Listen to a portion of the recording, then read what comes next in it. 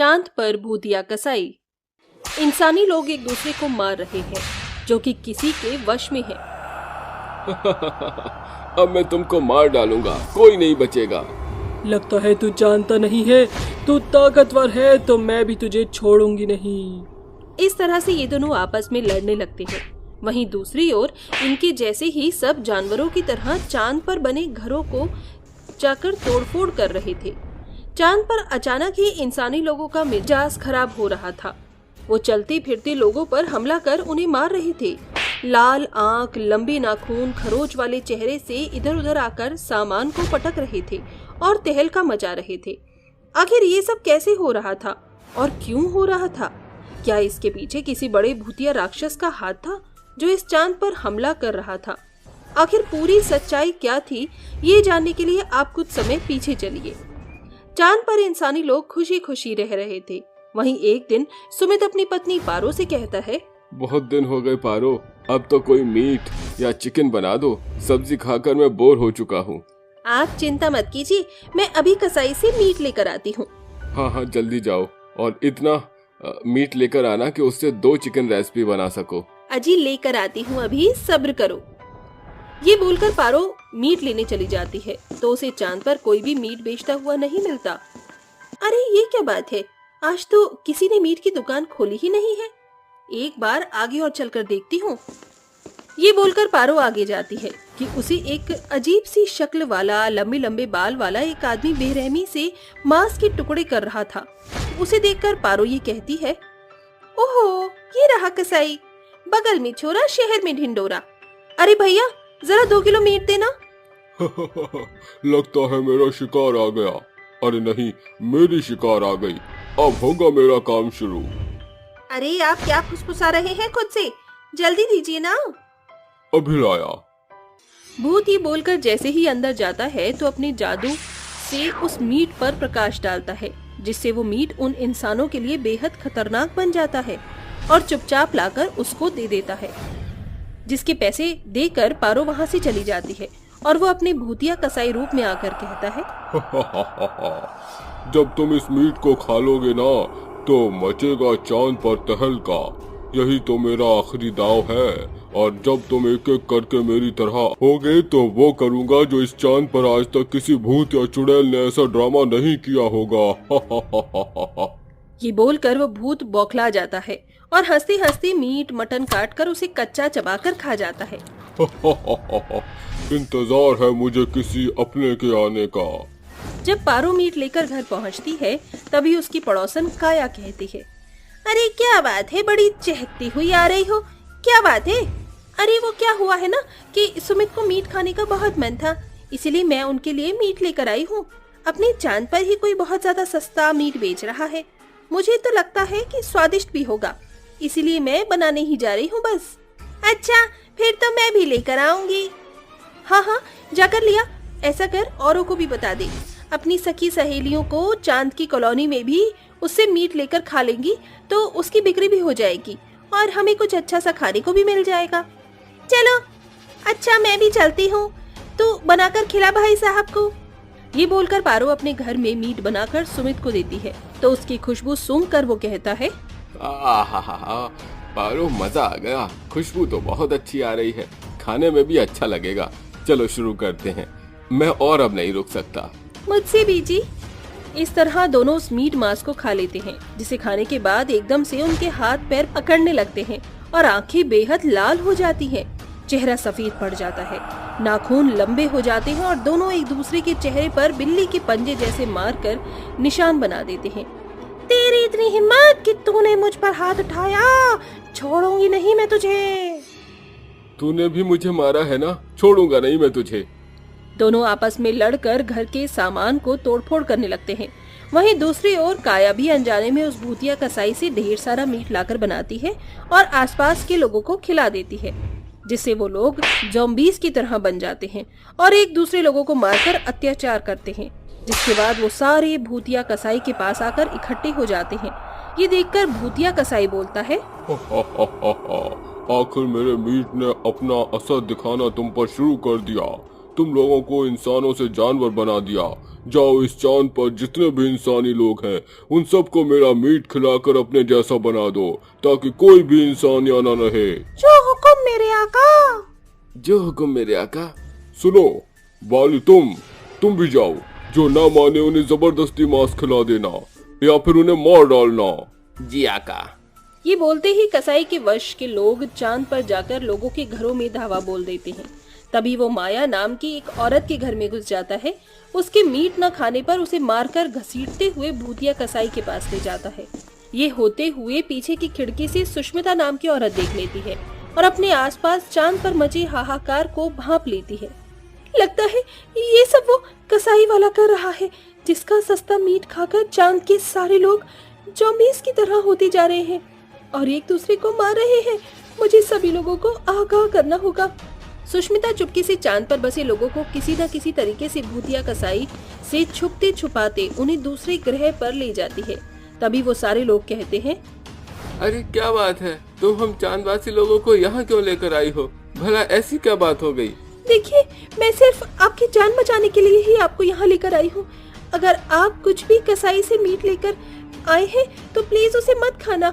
उसके मांस को खाकर ही आधे चांदवासी लोग ज़ॉम्बीज़ की तरह बनकर एक दूसरे को मार रहे हैं। मैं नहीं चाहती कि आप ऐसा करो, इसलिए हम में से कोई भी उस कसाई के मीट को नहीं खाएगा और उसका अंत करने का तरीका सोचेगा।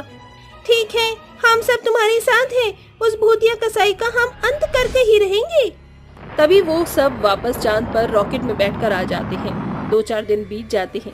कोई भी चांदवासी भूतिया कसाई से चिकन मीट लेने नहीं आता। तभी बौखला कर कसाई कहता है, ये क्या हो रहा है? इतने दिनों से कोई भी मुझसे मीट लेने नहीं आया। क्या ये लोग ज्यादा ही शाकाहारी खाने लग गए, या मेरे चिकन मीट का जादू नहीं चल रहा है? इसमें भी कुछ हद तक कमजोर हो गया हूँ मैं। तभी उसे एक आवाज आती है, भूतिया कसाई, तुम चिंता मत करो। तुम अब भी लोगों को मारकर अपना जैसा बना सकते हो। इस अंतरिक्ष में इस चांद जैसा एक और चांद है।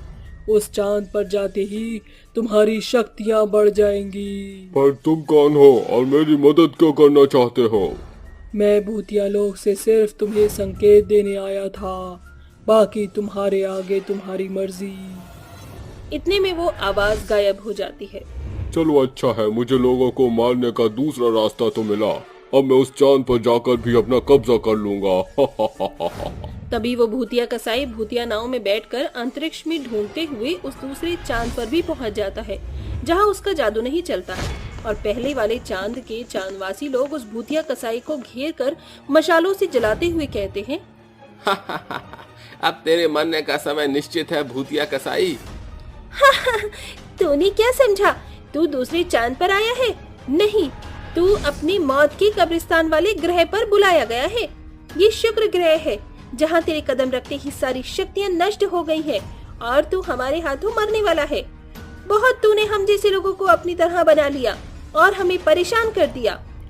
हाँ, हमारी चांद पर हमें मारने आया था ना, लेकिन अब तो हम तुझे तेरी सही जगह पर ले आए हैं। बच्चों, जला दो इसे।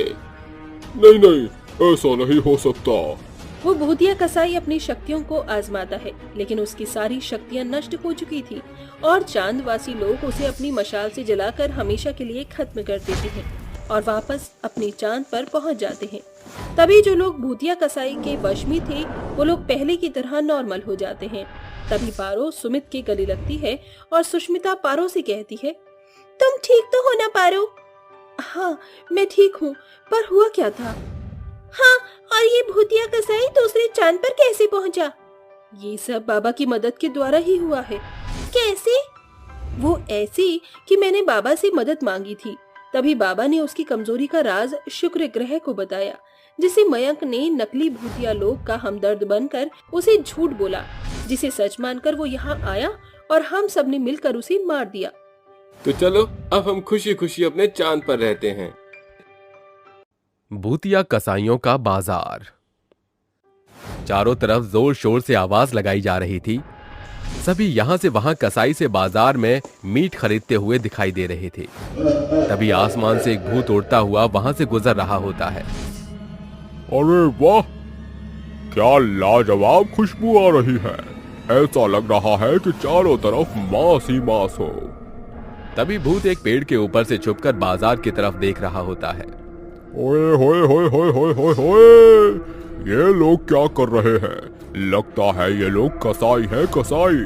तभी तो जानवरों को बहुत ही बेरहमी से मार रहे हैं। तभी भूत के पेट से अजीब सी आवाज आती है, जिसके बाद भूत अपने आप से कहता है, अरे बाप रे बाप, मेरे पेट में तो मरोड़े उठ रहे हैं। अब इनका क्या करूं? बहुत जोरों से भूख लगी है। कुछ पेट में नहीं गया तो भूचाल आ जाएगा।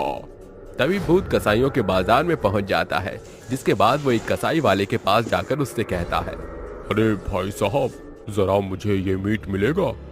ये वाला मीट 240 रुपए किलो और ये वाला 180 रुपए किलो है, तुम्हें कौन सा चाहिए? अरे मीट तो मीट होता है, जाना तो पेट में ही है, तो मुझे कोई सा भी दे दो। भूत की बात सुनकर कसाई उसे मीट काट कर दे देता है, जिसके बाद भूत मीट ले जाकर एक पेड़ के ऊपर बैठकर आराम से खाने लगता है। तभी वहां भूत का दोस्त प्रकट होता है।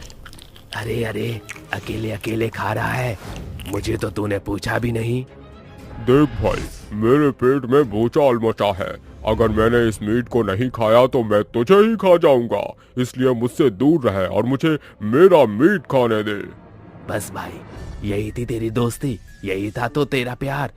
बीच में आ गई एक मीट की दीवार। अरे अरे, कहाँ फंस गया मैं? अगर मैंने इसको दिया नहीं तो मेरे पेट में दर्द हो जाएगा।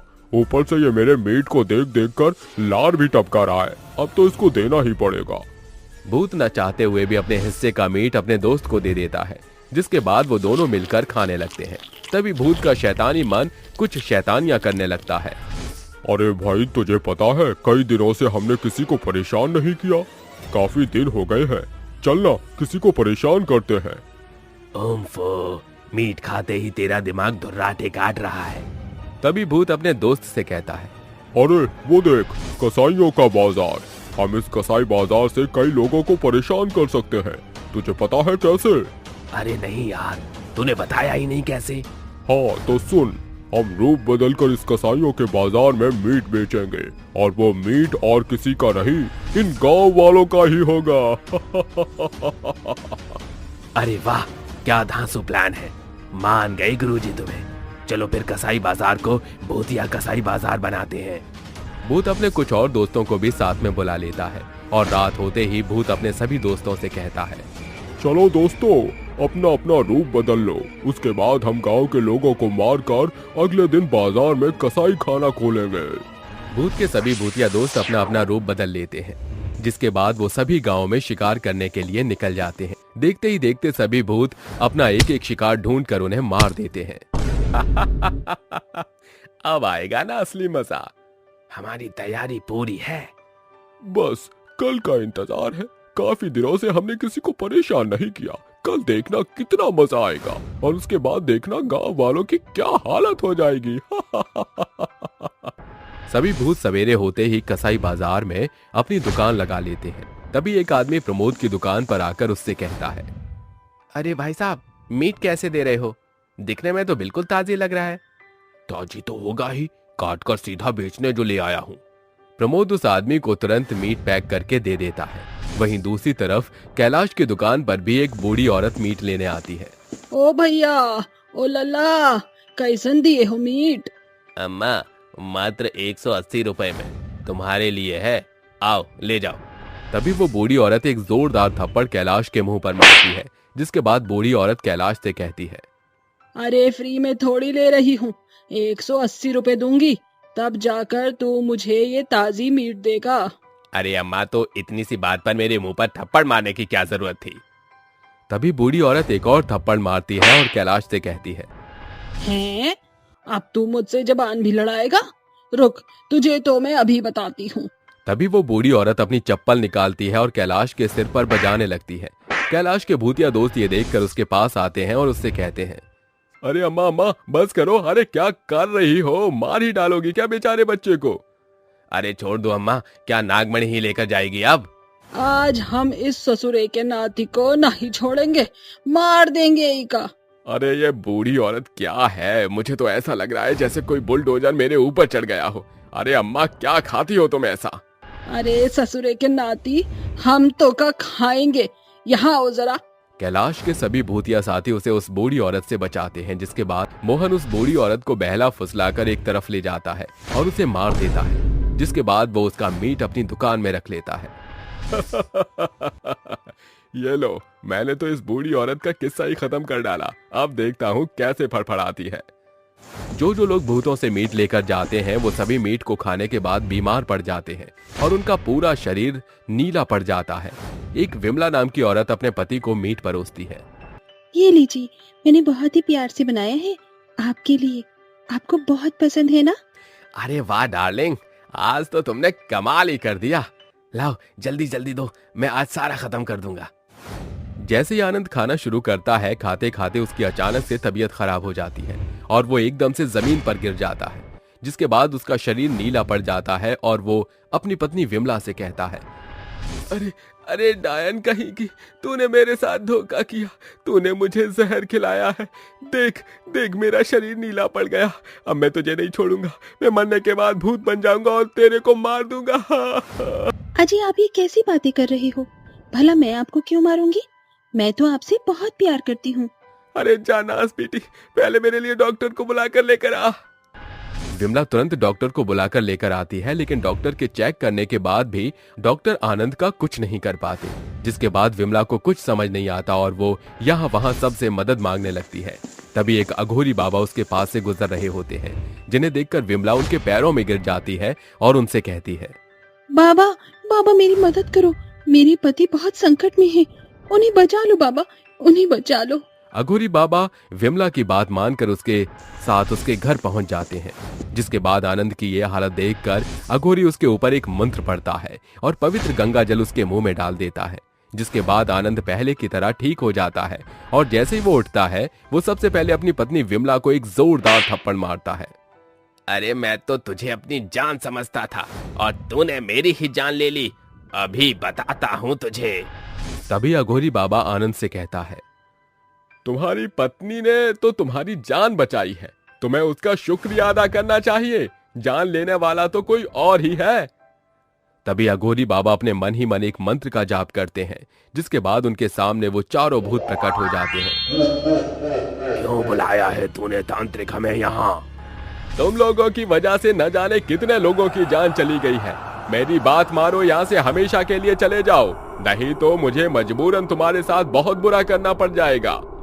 अगर हिम्मत है तो हमें यहाँ से भगा कर दिखा। तांत्रिक के कई बार समझाने के बाद भी वो भूत तांत्रिक की एक नहीं सुनते, जिसके बाद तांत्रिक को न चाहते हुए भी उन चारों के ऊपर मंत्रों के द्वारा पड़ी हुई भभूति और पवित्र गंगा जल छिड़कना पड़ता है, जिसके बाद वो चारों भूत अपने आप जलने लगते हैं और कसाई बाजार को भूतों से मुक्ति मिल जाती है। चुड़ैलों का मछली बाजार। सीता गीता दोनों जुड़वा बहनें अपने बीमार पिता हरीश के पास बैठी थी। एक उसका सिर दबा रही थी तो एक उसके पैर दबा रही थी। कितने दिन हो गए हैं गीता, पिताजी अभी तक बीमार हैं। जल्दी से भगवान जी उन्हें ठीक कर दें। माँ ने तो पैसे देने से इनकार कर दिया। तू परेशान मत हो सीता, डॉक्टर ने बोला है ना, हमें थोड़े से पैसे जमा करने होंगे जिससे पिताजी की आंखों का ऑपरेशन हो जाए। सही बोला तूने, मोतियाबिंद की वजह से पिताजी के शरीर में भी इस उम्र में दर्द रहता है। बस बेटा, ये तुम क्या कर रही हो? बेटियां कभी पिता के पैर नहीं छूती न दबाती है। मेरी फिक्र मत करो बेटा। पिताजी, आपकी सेवा करना हमें बहुत अच्छा लगता है। सेवा की बच्ची, तुम दोनों यहाँ कब से बैठी हो? जाओ और जाकर मछलियाँ पकड़ो, शाम के खाने में आज वही बनाऊंगी। अगर नहीं लाए तो तुम दोनों को खाना भी नहीं दूंगी। ये तुम कैसी बात कर रही हो मोहना? बच्चों से कोई ऐसे बोलता है क्या? रोज खाने का इंतजाम तो वही करती हैं। अरे शर्म करो। तुम कुछ भी मत बोलो, खटिया पकड़कर लेटे रहो। वैसे ही रहो, घर का खर्च मुझे देखना है, मैं देख लूंगी। चलो जाओ तुम दोनों यहाँ से, और बड़ी मछली लाना। जी माँ। पिताजी, आप अपना ख्याल रखना। ये कहते ही दोनों बच्चियां मछली पकड़ने जाल लेकर नदी किनारे पहुंच जाती हैं और जाल फेंककर दोनों पत्थर पर बैठ जाती हैं। फिर मछली का चारा डालकर मछलियों को खींच कर निकालती हैं और बाल्टी में डालती हैं। ये ले सीता, एक और मछली हाथ लग गई, जल्दी पकड़, हिल रही है। हाँ हाँ पकड़ ली। यार, हमारी सौतेली माँ हमारे साथ ऐसा क्यों करती है? गीता, मैं कुछ बोल रही हूँ, सुन क्यों नहीं रही है? अरे मैं तो ये सोच रही हूँ पिताजी का आंखों का कैसे ऑपरेशन होगा, इतने पैसे कैसे आएंगे? हाँ, सबसे ज्यादा पिताजी जरूरी है हमारे लिए, क्योंकि छोटी माँ हमारा ख्याल नहीं रखती और पिताजी को कैसे बोलती हैं। हमें ही पिताजी के लिए कुछ करना होगा। मुझे एक आइडिया आया है, क्यों ना हम इस नदी से मछलियां पकड़कर मंडी में इन मछलियों को बेचें और उनसे जो पैसे मिलेंगे उससे हम पिताजी का इलाज करवाएंगे। और हाँ, माँ को नहीं बताएंगे, तूने बिल्कुल सही कहा। और अगर माँ को पता चला तो वो हमसे ये पैसे भी छीन लेंगी। तो चलो अभी मछलियां इकट्ठा कर लेते हैं, उनमें से 2-4 छोटी माँ को जाकर दे देंगे। ये कहते ही दोनों मछलियां पकड़ने की कोशिश करती हैं। कुछ ही देर में बहुत सारी मछलियां पकड़कर जमा कर लेती हैं। घर जाकर दोनों मोहना को वो मछलियां दे देती हैं और फिर बाजार में मछलियां बेचने चली जाती हैं। आइए आइए सभी लोग आइए, मच्छी लीजिए, मच्छी, ताजी ताजी मच्छी, छोटी मच्छी, बड़ी मछली।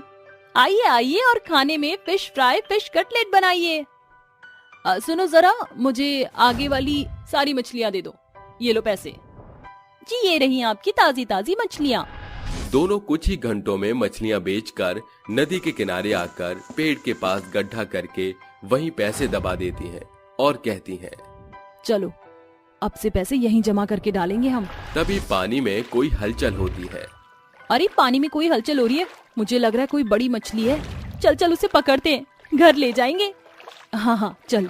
दोनों ऐसे ही अपना मछली का जाल लेकर उस पानी में डालती हैं और खींचती हैं कि जाल पर ज्यादा जोर पड़ता है और दोनों नदी में ही गिरकर मर जाती हैं। दोनों चुड़ैल जब बाहर आती हैं तो कहती हैं, अरे यार, वो तो कुछ भी नहीं था, लकड़ी में जाल फंस गया हमारा। सही बोला तूने, और उसकी वजह से उनके सर में चोट भी लग गई। पर कोई बात नहीं, अब घर चलते हैं। दोनों जैसे ही घर जाने के लिए होती हैं कि पानी में उन दोनों को अपनी लाश तैरती हुई दिखाई देती है और घबरा कर वो कहती हैं, हे भगवान, ये क्या हो गया? हम दोनों मर चुके, हमारी लाश। अब हम क्या करेंगे? बाबा का इलाज कैसे होगा और उनका ध्यान कौन रखेगा? क्या हम इस रूप में नहीं जा सकते? नहीं, हे भगवान, हमारे पिताजी बहुत परेशान होंगे।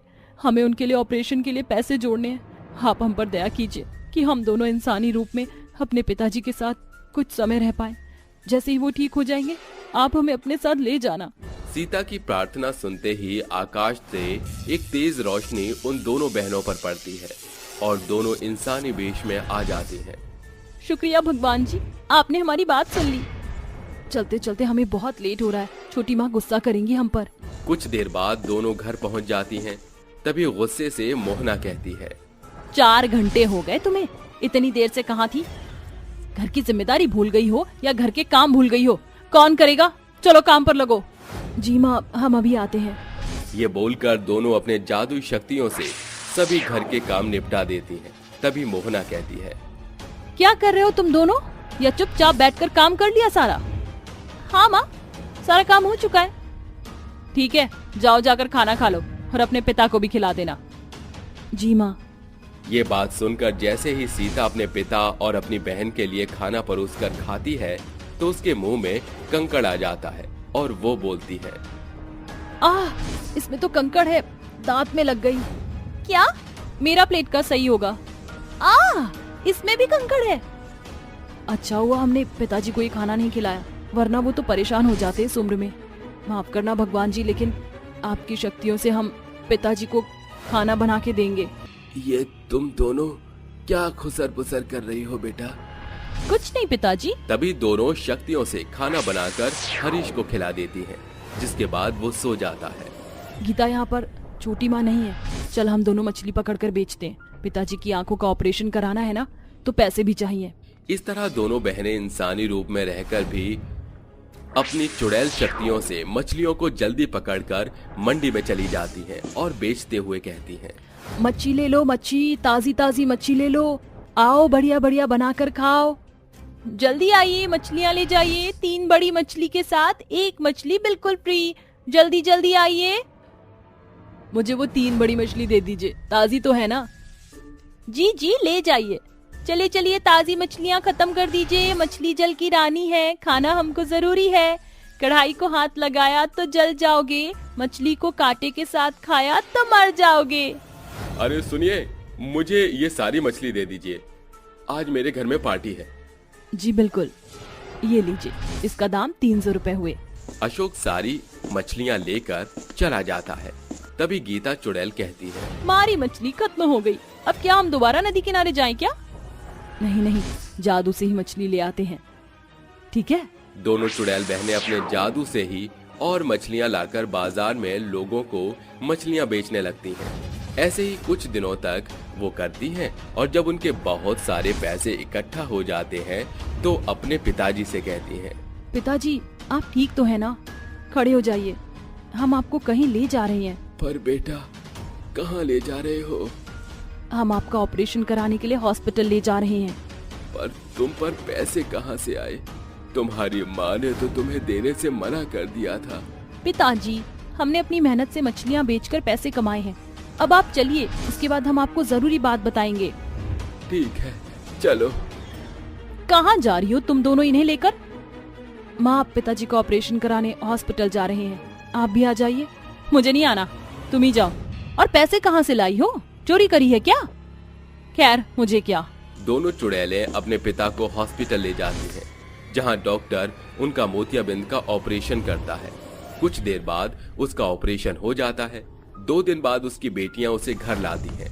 अपने असली रूप में वो आती हैं। चुड़ैल, चुड़ैल हरीश, तुम्हारी दोनों बेटी चुड़ैल है? यही बात हम आप दोनों को बताना चाहते थे छोटी माँ। पिताजी, हम आपसे कुछ कहना चाहती हैं। वो पिताजी, हम दोनों मर चुकी हैं। पैसे कमाने के लिए हम मछलियाँ पकड़ रही थी और नदी में फिसलकर गिर गई। ये हमारा असली रूप है। क्या इतना सब हो गया? मेरी आंखों के लिए तुमने अपनी जान दे दी बेटा। माफ करना पिताजी, पर अब हम दोनों को यहाँ से जाना होगा हमेशा के लिए, इसलिए आप अपना ख्याल रखना। बेटा रुको, जाने से पहले मैं तुमसे माफी मांगना चाहती हूँ। मैंने तुम्हारे साथ आज तक जो भी बर्ताव किया उसके लिए मुझे माफ कर दो। तुमने मरकर भी अपना फर्ज निभाया और मैं जिंदा होकर भी ना निभा सकी, पर अब वादा करती हूँ तुम्हारे पिता का बहुत ख्याल रखूंगी। शुक्रिया माँ, अपना ख्याल रखना पिताजी। ये कहते ही दोनों के सिर के ऊपर एक रोशनी आती है और वो दोनों हमेशा के लिए मोक्ष प्राप्त हो जाती हैं। बलि लेने वाली चुड़ैल। रात के अंधेरे में सुनसान सड़क पर एक चुड़ैल सुंदर सी लड़की का रूप लेकर खड़ी होती है और गाना गाती है। इंतहा हो गई इंतजार की, आई ना कुछ खबर मेरे शिकार की। तभी दूर से एक कार चुड़ैल को आते हुए दिखाई देती है, जिसमें 2 लोग सवार थे, जिसे देखकर चुड़ैल बोलती है, वो कहते हैं ना, देर से ही सही लेकिन सब्र का फल मीठा होता है। यहाँ मैं एक शिकार की राह तक रही थी, लेकिन मुझे एक साथ 2 शिकार मिलने वाले हैं। धीरे धीरे वो कार चुड़ैल के और नजदीक पहुंच जाती है। तभी रॉकी उस सुंदर लड़की को देखकर बोलता है, यार ईशान, जरा सड़क के किनारे खड़ी उस लड़की को देख। वो लाल ड्रेस में कितनी सुंदर लग रही है और उसके खुले बाल उसकी सुंदरता को 4 चांद लगा रहे हैं। पूरे चांद की रोशनी में वो भला के खूबसूरत लग रही है। सही कहा, बहुत खूबसूरत है, लेकिन इतनी रात में एक अकेली लड़की इस सड़क पर क्या कर रही है? चल उससे पूछते हैं, क्या पता उसे कोई जरूरत हो। जिसके बाद ईशान उस लड़की के सामने कार रोक देता है। तभी चुड़ैल उनसे बोलती है, क्या आप मुझे लिफ्ट देंगे? मेरी कार खराब हो गई है। लड़की की आवाज सुनकर दोनों मंत्रमुग्ध हो जाते हैं और उसकी खूबसूरत बड़ी बड़ी आंखों में डूब जाते हैं। तभी चुड़ैल की आंखों से एक चमत्कारी रोशनी निकलती है और उन दोनों की आंखों में चली जाती है, जिससे वो दोनों चुड़ैल के वश में हो जाते हैं। तभी चुड़ैल अपने असली रूप में आ जाती है, जिसके बाद चुड़ैल उनसे बोलती है, आओ मेरे राजा, मेरे पीछे आओ, मैं तुम्हें अपनी दुनिया में ले जाऊंगी। जिसके बाद रॉकी और ईशान कार से उतरते हैं और चुड़ैल के पीछे पीछे जंगल में जाने लगते हैं, जहां चुड़ैल उन्हें अपने काल देवता के गुफा में ले जाती है और उन दोनों से बोलती है, अब तुम दोनों मेरे काल देवता के आगे अपना शीश झुकाओ। चुड़ैल के इतना कहते ही रॉकी और ईशान अपना सर काल देवता के मूर्ति के आगे झुका देते हैं और तभी चुड़ैल तलवार से उन दोनों का सर धड़ से अलग कर देती है और काल देवता से बोलती है, कालों के काल, शैतानों के देवता, काल देवता, मैंने 2 और बलि दे दी। अब आप मुझे शक्तियाँ दीजिए ताकि मैं और भी ताकतवर और खूबसूरत हो जाऊं। तभी काल देवता के मूर्ति के अंदर से एक सुनहरी रोशनी निकलती है और चुड़ैल के ऊपर पड़ती है, जिससे चुड़ैल खूबसूरत और शक्तिशाली हो जाती है। ऐसे ही चुड़ैल हर रात पुरुषों को अपने हुस्न के जाल में फंसाती और उनकी बलि दे दिया करती थी। लेकिन एक दिन की बात है, उस रात 3 दोस्त कार में सवार होकर उसी जंगल के रास्ते से जा रहे होते हैं। तभी अर्जुन बोलता है, थैंक्स यार जो तूने वेकेशन का प्लान बनाया और मेरी मॉम से बोलकर मुझे अपने साथ चलने का परमिशन भी दिलाया। नहीं तो मैं अकेले घर पर बोर हो जाता। इसमें थैंक्स कैसा यार, तू मेरा बचपन का दोस्त है और तेरे लिए थोड़ा झूठ बोलना तो बनता है। अच्छा, तो सिर्फ अर्जुन ही तुम्हारा दोस्त है, मैं नहीं हूँ ना? जाओ, मैं तुमसे बात नहीं करती। तुम भी नरिया हर बात को दिल से लगा लेती हो और नाराज होकर बैठ जाती हो। सॉरी बाबा। और किसने कहा तुम मेरी दोस्त? तुम तो मेरी जान हो। सच्ची? तुम सच कह रहे हो ना? तुम्हें पता है ना, मैं तुम्हें और तुम्हारा प्यार किसी और के साथ शेयर नहीं कर सकती। हाँ बाबा, मुझे पता है, मैं तो बस तुम्हारी टांग खींच रहा था। अरे दोनों रोमियो जूलियट इश्क फरमाना बंद करो और गाड़ी चलाने पर ध्यान दो। कहीं ऐसा ना हो जाए जाना था चीन और पहुंच जाए जापान। अर्जुन की बातों पर तीनों हंसने लगते हैं। तभी अचानक से पीटर को एक सुंदर सी लड़की सड़क के किनारे पर दिखाई देती है, जिसे देखकर पीटर बोलता है, दोस्तों क्या तुम्हें सड़क के किनारे वो लड़की दिखाई दे रही है जो अकेली है? देखो हमें उसकी मदद करनी चाहिए। नहीं पीटर, हमें रात को सुनसान रास्ते पर गाड़ी नहीं रोकनी चाहिए, क्या पता वो कौन हो, इसलिए तू गाड़ी मत रोक और आगे चल। ये तो क्या बोल रहे हो अर्जुन, एक अकेली लड़की को हम सुनसान रास्ते पर कैसे छोड़कर जा सकते हैं? पीटर, हमें उसकी मदद करनी चाहिए।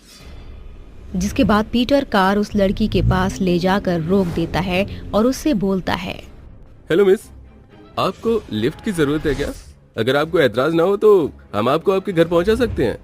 हाँ, एक्चुअली वो मेरी कार खराब हो गई है और मैं कब से लोगों से लिफ्ट मांग रही हूँ, लेकिन कोई भी लिफ्ट नहीं दे रहा है। आप परेशान मत होइए, हम आपकी मदद करते हैं। मुझे जरूरत तो है पर इन दोनों की, लेकिन कोई बात नहीं, मैं तुम तीनों पर एक साथ वशीकरण कर दूंगी, जिसके बाद तुम तीनों मेरे इशारों पर चलोगे। इतना बोलकर चुड़ैल मंत्र पढ़कर उन तीनों पर फूंक मार देती है, जिससे वो तीनों चुड़ैल के वश में हो जाते हैं और तभी चुड़ैल अपने असली रूप में आ जाती है और उनसे बोलती है, आगे बढ़ो मेरे प्यारे शिकार, चलो मेरे साथ और अपनी बलि देकर मेरे काल देवता को प्रसन्न करो, आगे बढ़ो।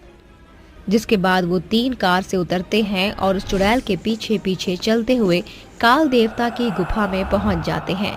तभी चुड़ैल बोलती है, अब तुम लोगों को मेरा हुक्म मानना होगा और जो मैं कहूँगी वो करना होगा। हाँ, हम मानेंगे और जो आप बोलेंगे वो हम करेंगे। शाबाश मेरे शेरों, मैं तुमसे यही तो चाहती थी। चलो अब तुम तीनों आगे बढ़ो और काल देवता के सामने अपना सिर झुकाओ। चुड़ैल के इतना कहते ही वो तीनों आगे बढ़ने लगते हैं। तभी रिया का पैर एक पत्थर से टकरा जाता है और वो नीचे गिरती है, जिससे उसका सम्मोहन टूट जाता है और वो अपने सामने एक चुड़ैल को देखती है।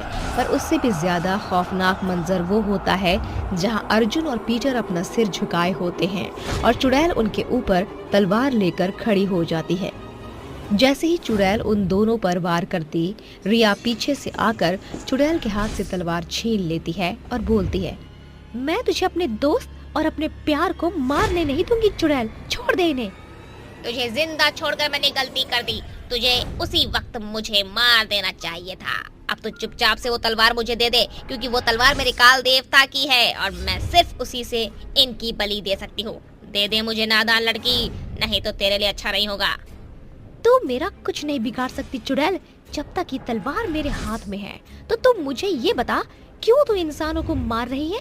अगर तूने मुझे अपनी सच्चाई नहीं बताई तो मैं इसी तलवार से तेरा अंत कर दूंगी। बताती हूँ, सब बताती हूँ। मेरा नाम नताशा था और मैं बहुत ही काली बदसूरत लड़की थी। मुझसे कोई भी शादी नहीं करना चाहता था, लेकिन पैसों के बलबूते मेरे पापा ने मेरे लिए एक रिश्ता ढूंढा और उन्हें बहुत सारे पैसे भी दिए। लेकिन शादी के एक दिन पहले मेरे घर लड़के का पिता शंकर लाल आकर बोलता है, मुझे माफ कर दो, मेरा बेटा आपकी लड़की से शादी नहीं कर सकता, क्योंकि वो जिस लड़की से प्यार करता है वो दिखने में बहुत खूबसूरत है, इसलिए वो घर छोड़कर भाग गया है, तो ये शादी नहीं हो सकती। ये सदमा नताशा के पापा बर्दाश्त नहीं कर पाते और हार्ट अटैक की वजह से मर जाते हैं, जिसके बाद नताशा भी फांसी लगाकर मर जाती है। और तभी से मैं लोगों को मारकर बलि चढ़ा रही हूँ, ताकि मैं खूबसूरत और शक्तिशाली हो जाऊँ। मैं मानती हूँ तुम्हारे साथ बहुत गलत हुआ, लेकिन तुम अपने बदले की भावना में गलत कर रही हो। अब तुम यहाँ से चली जाओ, ये तुम्हारी दुनिया नहीं है। नहीं, मैं यहाँ से नहीं जाऊंगी। रिया के समझाने पर चुड़ैल नहीं मानती, जिसके बाद रिया काल देवता के उसी तलवार से चुड़ैल के ऊपर हमला करती है और उसको 2 टुकड़ों में काट देती है और चुड़ैल मर जाती है। जिसके बाद रिया अपने दोनों दोस्तों को वहाँ से लेकर घर लौट जाती है। एक काली गुफा में 3 चुड़ैल पिंजरे में कैद होकर आपस में बात करते हुए बोलती हैं। बाप रे, इन इंसानों के अंदर दिल भी है या नहीं? हाँ बहन, तुम बिल्कुल सही बोल रही हो।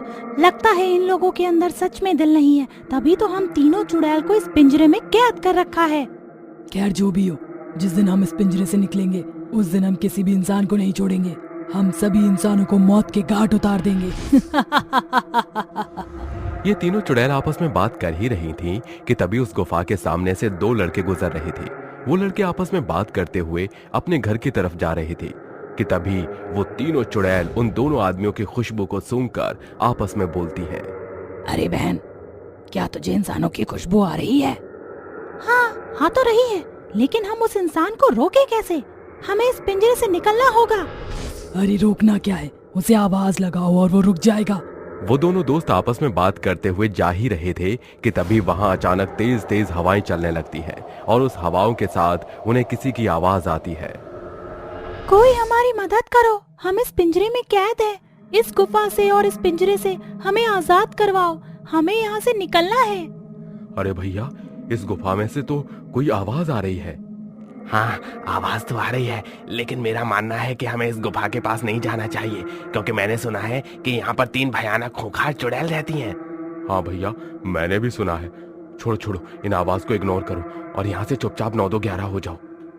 इतना कहकर वो वहां से चले जाते हैं। ये देख कि वो 2 आदमी उन चुड़ैल के पिंजरे के पास नहीं आए, ये देख वो चुड़ैल गुस्से में बौखला जाती है और बौखलाते हुए बोलती है, ये इंसान यहाँ कैसे जा सकता है? इसकी इतनी हिम्मत की है यहाँ पर आया और हमसे मिलकर भी नहीं गया। जिस दिन मैं इस पिंजरे से निकली उस दिन मैं इसे नहीं छोड़ूंगी। अरे तू क्या, हम दोनों भी इनको नहीं छोड़ेंगे।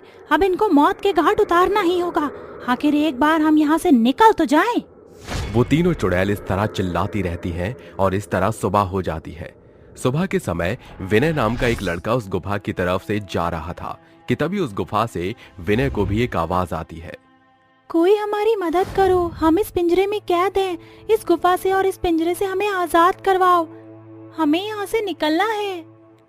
ये आवाज सुनकर विनय उस गुफा के अंदर जाता है, जहां वो उस गुफा के अंदर सुंदर सी 3 लड़कियों को देखता है। वो उन तीनों लड़कियों को देख उनसे बोलता है, अरे तुम तीनों यहाँ पर इस पिंजरे में कैसे कैद हो? तुम तीनों को पिंजरे में किसने कैद किया है? अरे मेरे राजा, हम लोग तो तुम जैसे स्मार्ट और डैशिंग बॉय के साथ रहना चाहते थे, लेकिन हम लोगों को एक बुड्ढे से दिखने वाले लड़के ने इस पिंजरे में कैद कर लिया और वो हमसे जबरदस्ती शादी करना चाहता है। हमें तुम्हारी जरूरत है, प्लीज हमारी मदद करो। कोई बात नहीं, मैं तुम्हें आजाद कर दूंगा। इतना कहकर वो उन तीनों का पिंजरा खोल देता है और जैसे ही उन लड़कियों का पिंजरा विनय खोलता है, वैसे ही वो तीनों लड़कियां बाहर आती हैं और चुड़ैल का रूप धारण कर लेती हैं, जिसके बाद वो एक विशाल चुड़ैल बन जाती हैं। उन तीनों भयानक चुड़ैल को देख विनय उनसे बोलता है, हे भगवान, तुम तो कोई मामूली लड़की नहीं बल्कि चुड़ैल हो। चुड़ैल, मुझे छोड़ दो, मुझे जाने दो। ये तुम कैसी बातें कर रहे हो? तुमने तो हमें आजाद करवाया है, हम तुम्हारी इच्छा अवश्य पूरी करेंगे। यहाँ से जाना है ना, जाओ। चुड़ैल की बात सुनकर विनय खुश हो जाता है और वहां से भाग जाता है। जिसके बाद गांव में विनय आकर सभी को सब कुछ बता देता है। उसकी बात सुनकर मोहित बोलता है, विनय, ये तुमने क्या कर दिया? तुमने आखिर उस पिंजरे को क्यों खोल दिया? क्या तुम्हें नहीं पता था कि वहाँ 3 भयानक चुड़ैल रहती हैं? मुझे माफ कर दो, मेरी शादी नहीं हो रही तो मैंने सोचा इतनी प्यारी आवाज है, क्या पता वहाँ कोई लड़की फंसी होगी, उसको आजाद करवा कर मैं उससे शादी कर लूंगा और तुम उसकी नजरों में महान बन जाओगे, है ना? यही सोचा था ना तुमने? खैर, अब मैं तुम्हें क्या बोलूं, तुमने तो गलती कर दी, अब मुझे ही कुछ सोचने दो। इतना कहकर मोहित अपनी आंखें बंद करता है जहां से उस पिंजरे का रूप दिखाई देता है। जिसके बाद उसे उन चुड़ैलों के खात्मे के बारे में पता चल जाता है। जैसे ही वो अपनी आंखें खोलता है वैसे ही वो तीनों चुड़ैल उस गांव में उसके सामने दिखाई देती है। वो चुड़ैल अब उन लोगों को अंधाधुंध मारने लगी कि तभी कुछ गांव वाले हिम्मत करके चुड़ैल के सामने आते हैं और उससे बोलते हैं, आखिर तुम इन गांव वालों को क्यों मार रही हो? हम लोगों ने तुम्हारा क्या बिगाड़ा है? तूने हमारा कुछ नहीं बिगाड़ा, लेकिन हम लोगों को आजाद ना करके तुम लोगों ने बहुत ही बड़ी गलती करी है। हमारा गुस्सा अब 7वें आसमान पर है, अब तुम लोग नहीं बचोगे। हाँ, तुम नहीं बचोगे। एक बार तो हमें किसी तांत्रिक ने उस पिंजरे में कैद कर दिया था, लेकिन अब हम उस पिंजरे से आजाद हो चुके हैं। एक तरफ तो चुड़ैल और गांव वाले आपस में बात कर रहे थे, तो वहीं दूसरी तरफ मोहित चोरी छिपे उस गुफा में जाता है, जहां वो उस गुफा में रखे हुए 3 पिंजरों को जला देता है। जैसे ही वो पिंजरा जलता है वैसे ही वहां वो चुड़ैलें जलने लगती हैं। खुद को जलता हुआ देख चुड़ैल गुस्से में बोलती है, तुम लोगों ने अच्छा नहीं किया, तुम लोगों ने हम लोगों के साथ धोखा किया है। हाँ, ठीक है, हम लोगों ने तुम्हारे साथ धोखा किया, लेकिन तुम लोगों ने कौन सा भला किया है? हमारे बेचारे विनय को धोखे में रखकर खुद को आजाद करवा लिया। वो तो तुम्हारे विनय की मूर्खता थी। अरे तुम इंसान होते ही मूर्ख हो। भला एक गुफा के अंदर कोई लड़की कैसे कैद रह सकती है? तुम इंसानों की कमजोरी ही सुंदरता होती है। जहाँ सुंदर लड़की दिखी नहीं वहाँ तुम लड़के फिसले नहीं। लेकिन याद रखना, हम वापस जरूर आएंगे, और जब आएंगे तो हम तुम लोगों को तबाह कर देंगे। वो ये बात कह रही थी कि तभी एक तरफ पिंजरा जलकर राख होता है तो वहीं दूसरी तरफ चुड़ैल भी जलकर राख हो जाती है। और इस तरह अब उस गांव को उस चुड़ैल से मुक्ति मिल गई, जिसके बाद सभी गांव वाले अब खुशी के साथ मिलजुल कर रहने लगे।